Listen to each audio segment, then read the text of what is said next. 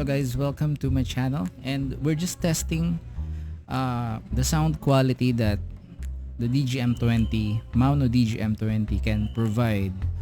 So if you can notice, we are using a Voicemeeter Banana software.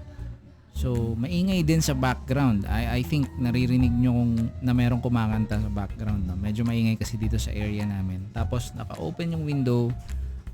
Merong electric fan sa left side ko. So gusto kong malaman kasi kung on this kind of environment, ano yung quality na makukuha natin. So kailangan, of course, merong tweaking na gagawin, no? Para ma-achieve mo yung quality na gusto mo. Ayan. So right now, as you can notice, wala akong nilagay na gain sa software side, pero meron tayong compression na 1.0 and noise gate na 1.0. Sa DGM20, hindi kita dito sa monitor pero meron siyang hardware, may volume knob, no? So bukod sa software side na tweaking, pwede mo rin siyang dagdagan sa sa volume knob. Ayan. Bukod sa software, meron siyang hardware na capability to adjust. Ngayon, yung cursor dito sa voice panel, makikita nyo medyo nasa left side, lower left side. So may bass to, no? Pag binaba pa natin, mas tataas yung bass. Like for example, ito. Ayan. Mic check testing, hello. So this is the sound quality that you can hear if nakasagad sa baba yung cursor for the voice panel. Ayan. Medyo nawala yung treble, no? More on bass to, naka-incline. Ngayon, pag nilagay natin sa gitna, medyo magiging neutral siya, no? Napansin nyo medyo tumitinis na yung boses or nababawasan yung bass. So, gusto ko malaman kung alin sa mga to yung swak sa quality na gusto ko ma-achieve, no? This is subjective because we have different setup. Each of us does have a different setup. Depende sa kwarto, depende sa environment, depende sa quality ng wall. For example, if we are just using a wood, o kaya naman meron kang tawag doon yung mga pang soundproof, no? Ayan. Tapos o kaya kung semento siya, or like dito sa kwarto ko, medyo open siya, no? So dinig mo talaga yung paligid. Dito sa DGM20, hindi ko pa ginamit yung noise suppression. So naka-blue pa yung light indicator, meaning wala siyang fini-filter na noise cancellation para dito sa mic. Meron tayo dito sa software side, ito yon yung noise gate, no? So nagte-take effect to every time na nagsasalita ako.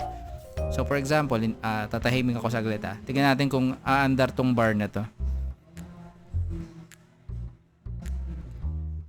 Ayan, so kung napansin nyo, gradually bumababa siya, no? Pero meron siyang napipick up na sound kasi medyo gumaganon siya ng konti. Pero gradually bumababa din. So, ibig sabihin meron pa rin may nakakalusot. Ayan. Ang nakikita ko lang na downside kapag inopen ko yung hardware side na noise cancellation is mas magiging matinis yung boses. So meaning mag-a-adjust ka ulit, ilalagay mo yung cursor, medyo ipapaling mo siya sa left side, no, para magkaroon ng bass. Pero for now, pakinggan muna natin kung magiging okay itong quality nung sound. Okay, so I think the best sa akin or sa pandinig ko, ito yung setting na nandito siya sa bandang left side, lower left side. Yeah, so I think ang advantage nito is kahit mataas yung bass niya, no, pwede mong i-adjust using for example, if you are editing a video, usually meron siyang sound setting na pwede mong baguhin para mabawasan yung bass. Unlike kapag kulang yung bass, sometimes there are software na it doesn't offer additional extra bass para dun sa voice mo. So yung ni-record mo na video is okay yung sound, pero yung sa mic is parang kulang, no? Parang mas mahirap i-adjust yon kapag kulang ng bass. Unlike bassy siya, dagdagan mo lang ng treble is